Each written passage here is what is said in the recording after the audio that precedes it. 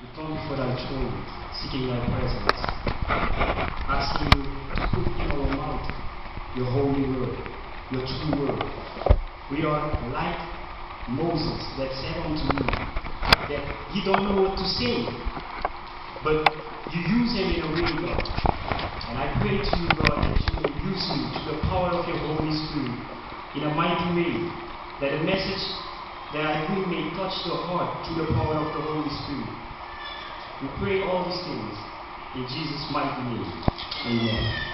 Once again, let me take this opportunity to welcome each and every one of you that made an effort to be present in church today. It is a wonderful privilege that we as Christians we share to be in the house of the Lord. And I want you to open the Bible with me, the Word of God. And we will go to Romans, the first chapter of Romans and verse 16.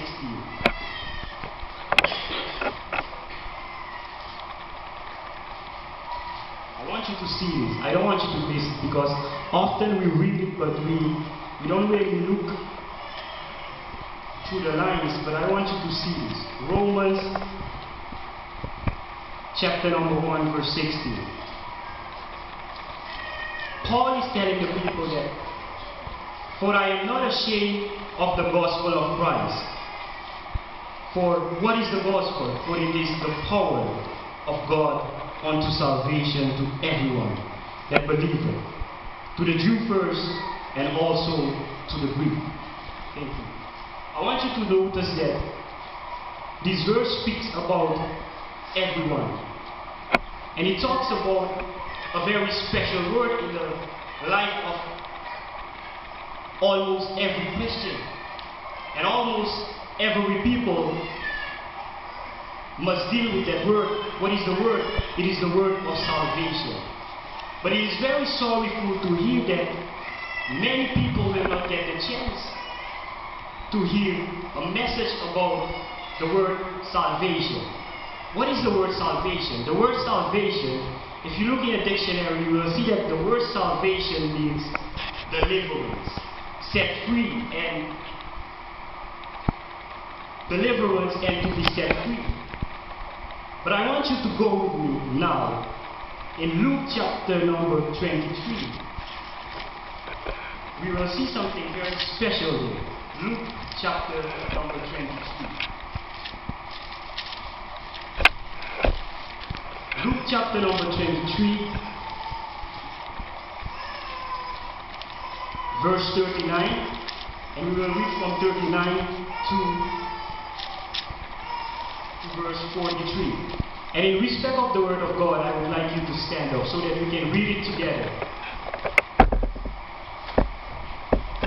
I don't know if you find it yet. Luke chapter number 23, verse 39. And it goes like this. And one of the main factors which were hanged railed on him, saying, If thou be Christ, save thyself and us. But the other answering rebuked him, saying, Dost not thou fear God, seeing thou art in the same condemnation, and we indeed justly? For we receive the due reward of our deeds. But this man had done nothing amiss. And he said unto Jesus, Lord, remember me when thou comest in thy kingdom. 43. And Jesus said unto him, Verily I say unto thee, today shalt thou be with me in paradise. I want you to notice this, that Jesus was hanging on the cross. You may sit down with you. Jesus was hanging on the cross. And my question to you today is, what spot do you take from the cross? The question is very simple. What spot do you take from the cross? There is a right side and there is a wrong side. So the question to you, my beloved, this morning is, what side do you take from the cross? We see verse 1, verse 39, it says, it's explaining to you and I that there were two men hanging at the cross beside Jesus. And the one said to Jesus, if thou truly art the Christ, then why don't you save yourself and save us? But verse 40, you had another one that was on another side. He answered saying, he rebuked that man that said, if you are the Christ, save us and save yourself. But he said, he rebuked him. To rebuke me, to criticize that person. And he rebuked him saying, does not thou fear God? Do you not fear God? You see, the book of Proverbs teaches us that all knowledge, all wisdom start with fearing the Lord. If you fear the Lord with all your heart, with all your mind and all your spirit, then you will have knowledge and understanding. So we can see that this man, although he was hanging on the cross, he had some knowledge. He had some knowledge that he rebuked the other man that was saying, man, if you are Christ, save yourself and save us. He rebuked them and he said to him, don't you fear God? Seeing thou art in the same condemnation, that means don't you fear the Lord, that the Lord has done nothing wrong, but still he is hanging beside you on the cross. Don't you fear him? He rebuked them saying that. So this man had knowledge to fear God, although he was hanging on the cross. You know, there are so many people like this man that rebuke the other man saying, don't you fear God. There are a lot of people like him in the world today that although they are not in the churches, but they have a sense of humor not to mess with God. They have a sense of humor not to blaspheme God. They know that God is almighty, but they are missing something. They are missing something. You see? There are a lot of people like this man in the world. But you and I, we have to pray for them, that through the power of the Holy Spirit, they may find what is called salvation, true salvation. Verse 41, and he's explaining to the man that we are in this situation because we have done something wrong, because of our deeds, because of our works.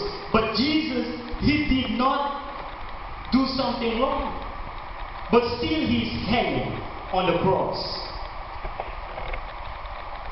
Verse 42, and he said unto Jesus, Lord, remember me when thou comest in thy kingdom. So this man, he had knowledge. He had a sense of humor. That he knew that God, he knew something about Jesus. Because if you don't know something about Jesus, how you would know that he's hanging on the cross and still he would come back with his kingdom? And Jesus said unto him, this is one of the powerful verses. Verse 43. I want you to keep that in your mind. Jesus said unto him, verily I say unto thee, today, this very day, shalt thou be with me in paradise. This very day, thou shalt be with me in paradise. So now we know that this man is in paradise with Jesus. Because Jesus said, this very day. Jesus did not say, tomorrow you will be with me in paradise. No. He told him that this very day you are already with me in paradise. What a blessed hope. What a blessed hope this man has now. Because of this one act. You see, but we need to understand that this was at the last moment. Jesus was hanging on the cross, but still, he had the opportunity he was so mightyful that he could still save a sinner. You see, this is what you and I need to see in this short chapter that I have read. That although Jesus was at the last moment, he could say, man, Jesus could have said everything. They were mocking him. They were doing all kinds of things to him. But he decided that, man, he's going to save this man. And he saved him. The word today is a very important day in the life of every Christian. You see, the word today is present.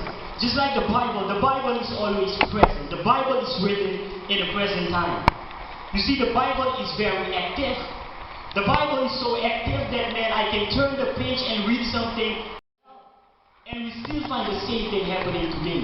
And because of the prophecies of the Bible, we see that the Bible is still active. Even on today. The word today is what you and I need to speak. Because sometimes we are ready to say, man, I will do it tomorrow. You see, today I don't have time. I will do it tomorrow. But today I want to tell you something. That when these kind of thoughts come to your mind, it is not of God.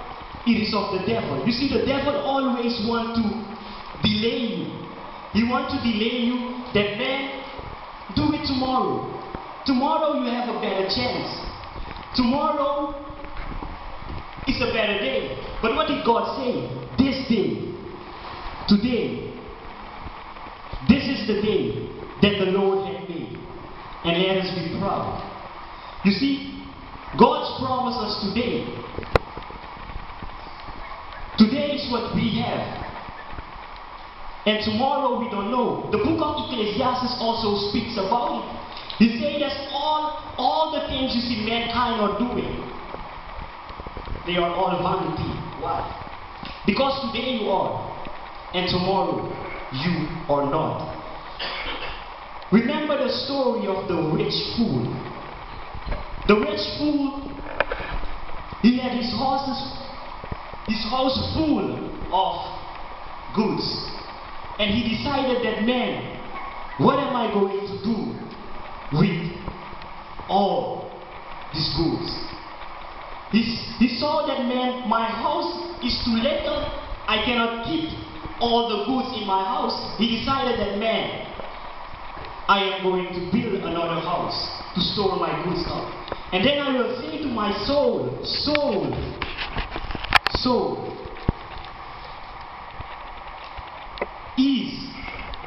eat and drink and be happy. But God said unto him, you fool, this very day your soul shall be required of thee. And we know the rest of the story.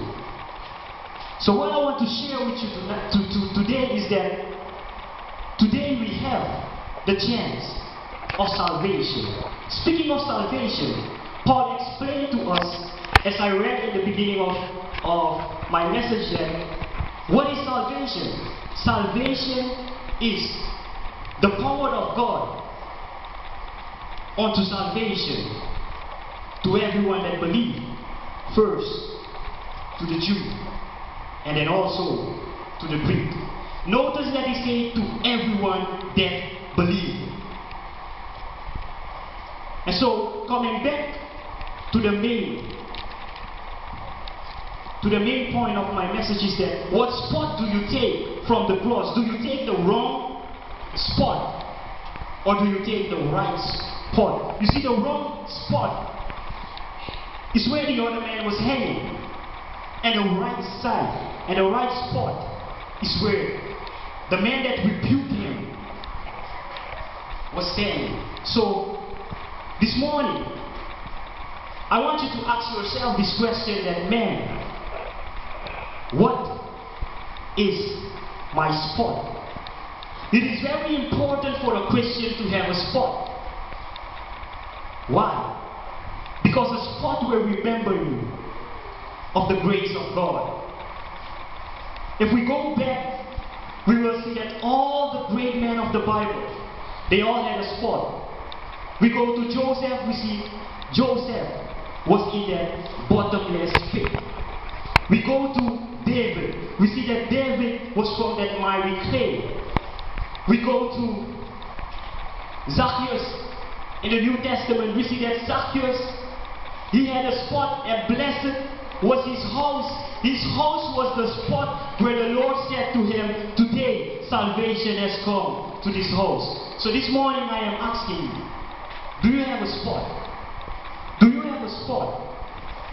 And if it is the right spot, then all you have to do is be happy that you have the chance to have that right spot, because it is because of grace that you and I know about this God. So if you are on the right spot, be happy and do what a Christian should be doing. What is the job of a Christian? The job of a Christian is not building churches.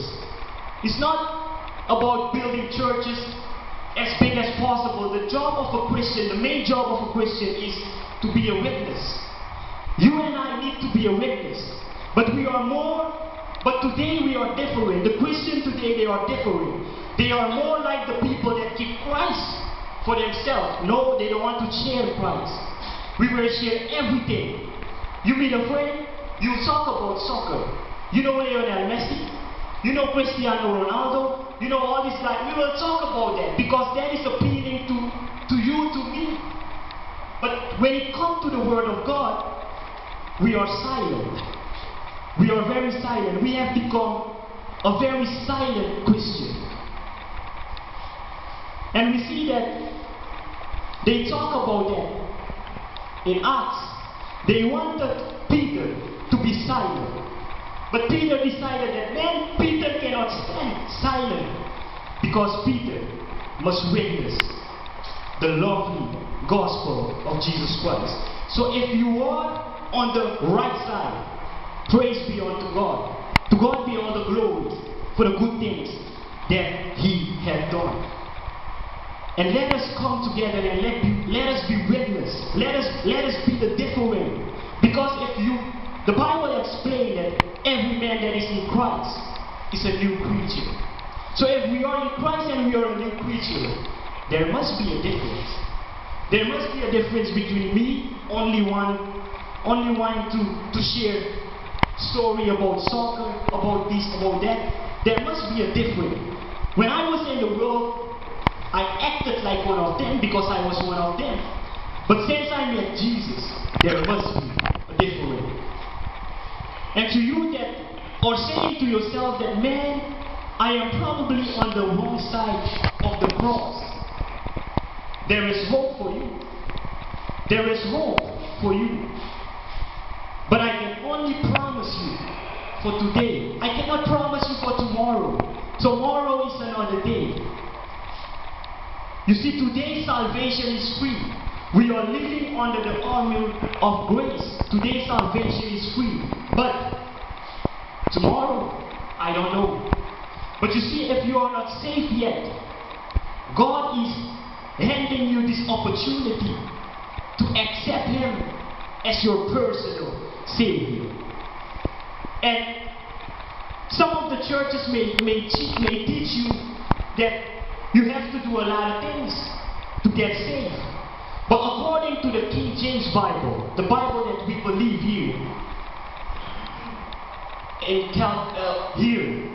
at the Calvary Baptist Church, we believe that the Bible is the final authority of God. So let us go to Romans to see what the Bible says.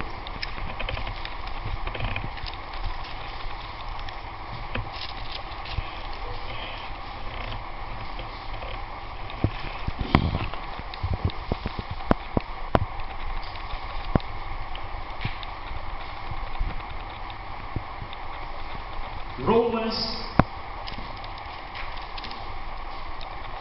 chapter number 10, verse 9 till 30. Romans chapter number 10, verse 9 till 30. Verse 9 is explaining that if thou shalt confess with thy mouth the Lord Jesus, and shalt believe in thine heart that God hath raised him from the dead, thou shalt be saved. Thou shalt be saved. This is what the Bible is telling you. This is not mankind explaining it to you. This is what the Bible of God is telling you, that if you shall believe, and if you shall confess with thy mouth, saying that Jesus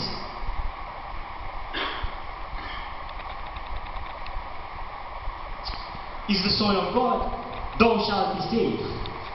Verse 10, for with the heart man believeth unto righteousness, and with the mouth confession is made unto salvation. For the scripture saith, whosoever believeth on him shall not be ashamed. For there is no difference between the Jew and the Greek, for the same Lord over all is rich unto all that call upon him. For whosoever shall call upon the name of the Lord shall be saved. So if you are on the wrong side, praise to the Lord of Abraham, Isaac, and Jacob, that we have the Bible, that man cannot fool us anymore, that you have to do all kind of things to be saved. We know it. It is written in the Word of God what we must do. So praise be unto God that He penned His Word down and He left it with us so that we can know and so that we cannot be misled. Praise be unto God. God is giving you His chance this morning. If you are on the wrong side, you don't have to be ashamed that, man, I have been in church for 20 years, 40 years, 60 years, but I have never had a spot on the right side. And you see, that spot on the right side, you only get it once. You see, salvation is a one-time thing, and salvation is an individual thing. It's not something you can get passed on through tradition or through generation. No, salvation is a personal thing. Many of us will say we were born in a Christian family, but that don't save you. Your mom, her faith cannot save you. It is a personal thing. It is you. It is between you and God. A pastor cannot save you. Don't believe that a pastor can come and he can save you. No, that's impossible. Only God has the power to save. Amen. So if you never had that spot on the right side, this morning I'm offering it to you free. You don't have to pay me. You don't have to pay any pastor, because the Bible says it is free. It is a free gift to you, to me, to us all. This morning I am offering you this free gift of God. But it is not I that will do it. Just like in the beginning I said that I cannot say a word, but I pray that God may use me in a mighty way to show you what is written in the Word of God. So this very morning, if you never had that spot, today is your day. Claim it. Claim your spot. Have a spot, because God said, if your name is written in the book of life, no man can blot it out. No pastor, no family, no one. You see, sometimes you must challenge the evil one. That you think you can do everything with me? Why don't you try? Blot my name out of